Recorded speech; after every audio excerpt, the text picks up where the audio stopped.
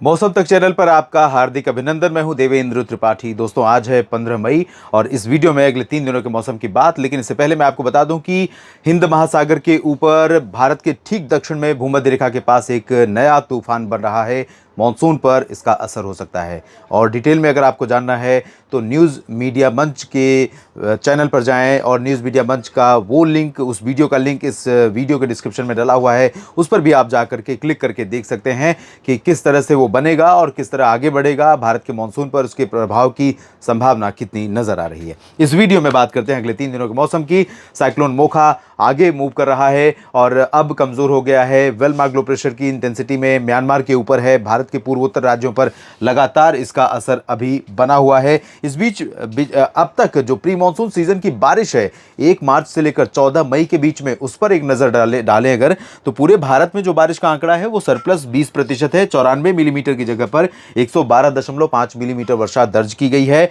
दक्षिण भारत के क्षेत्रों में 76% अधिक बारिश हुई है। 138.6 मिलीमीटर बारिश का आंकड़ा है। और इसी तरह से सेंट्रल इंडिया, दक्षिण भारत के बाद मध्य भारत वो क्षेत्र है जहां पर बहुत ज़्यादा बारिश रिकॉर्ड की गई है और यहां पर 208% का अंतर है, सरप्लस है।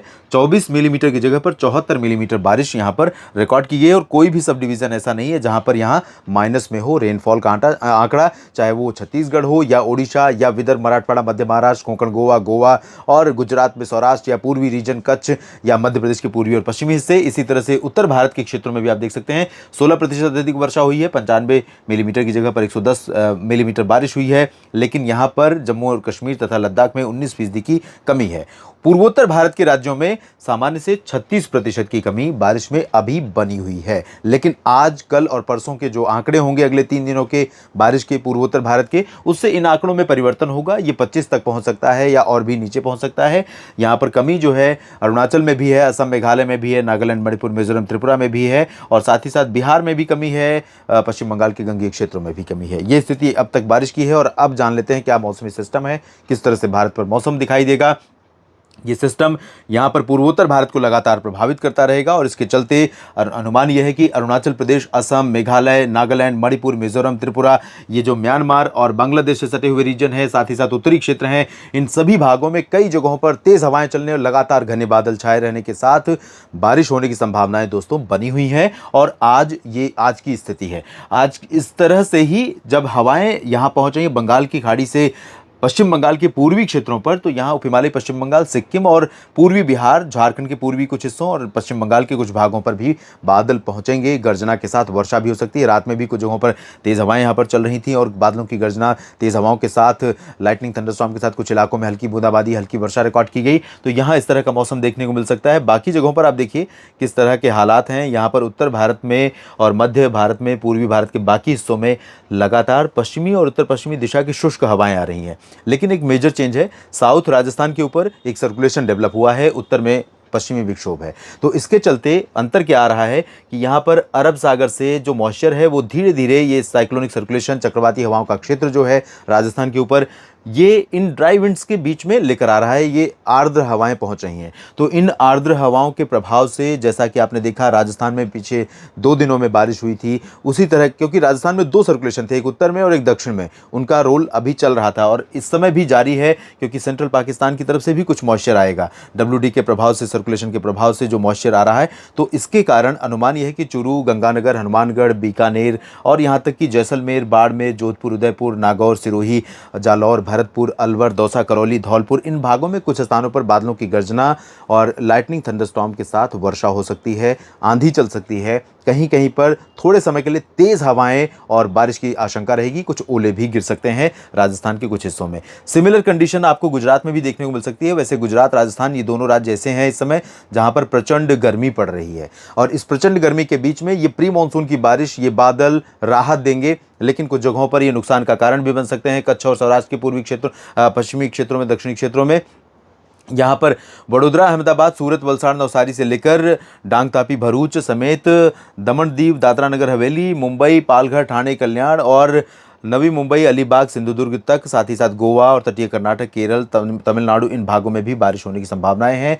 मध्य प्रदेश के पश्चिमी भागों में कुछ स्थानों पर बूंदाबांदी हो सकती है, खासतौर पर ग्वालियर, गुना, शिवपुरी, श्योपुर, नीमच, रतलाम और मंदसौर और आसपास के इलाकों में। भिंड, मुरैना, दतिया पर भी बादल पहुंच सकते हैं। कुछ बादल वैसे दिल्ली और हरियाणा, पंजाब तथा पश्चिमी उत्तर प्रदेश में अलीबाग, अलीगढ़ और माफ कीजिएगा, आगरा, मथुरा, गौतम बुद्ध नगर, बुलंदशहर, इटाटा और मैनपुरी तक बादल पहुंच सकते हैं, लेकिन इन बादलों से ज्यादा संभावनाएं या आशंकाएं फिलहाल नहीं है। पर्वतीय क्षेत्रों में कश्मीर से लेकर हिमाचल और उत्तराखंड के बीच में कई जगहों पर वर्षा होने की संभावना है। यहां पर बर्फबारी भी हो सकती है। ऊंचे हायर रीचेस पर केदारनाथ, बद्रीनाथ, चमोली और गंगोत्री में, लाहौल स्पीति, कुल्लू मनाली में, कश्मीर में गतिविधियां थोड़ा सा कम हो रही हैं क्योंकि सिस्टम आगे मूव कर रहा है, लेकिन इसके पीछे कंसिस्टेंसी है और एक अगला जो स्ट्रांग WD आएगा थोड़ा सा प्रभावशाली, वो 17 मई के आसपास दस्तक दे सकता है। लद्दाख में भी बारिश होने की संभावनाएं नजर आ रही हैं। तो ये रही 15 मई की स्थिति। 16 मई को क्या कुछ बदलेगा, आइए ये भी जान लेते हैं। 16 मई को अनुमान ये है कि जो मॉइस्चर पाकिस्तान के ऊपर था, जो सर्कुलेशन राजस्थान के ऊपर था, वो थोड़ा सा ज़्यादा इंटेंस हो रहा है। यहाँ पर आप देख सकते हैं, यहाँ जो अरबियन सी का मॉइस्चर है वो ज़्यादा पोटेंशियल के साथ आ रहा है, आगे बढ़ रहा है। तो गुजरात और राजस्थान के रास्ते वो मर्ज होगा। यहाँ ड्राई विंड्स में जो उत्तर पश्चिमी दिशा से आ रही है, पंजाब और राजस्थान के रास्ते, पंजाब और पाकिस्तान के रास्ते, और साथ ही साथ उत्तर भारत में WD का प्रभाव बना हुआ है। तो यहाँ कश्मीर से लेकर उत्तराखंड के बीच में कुछ स्थानों पर वर्षा हो सकती है।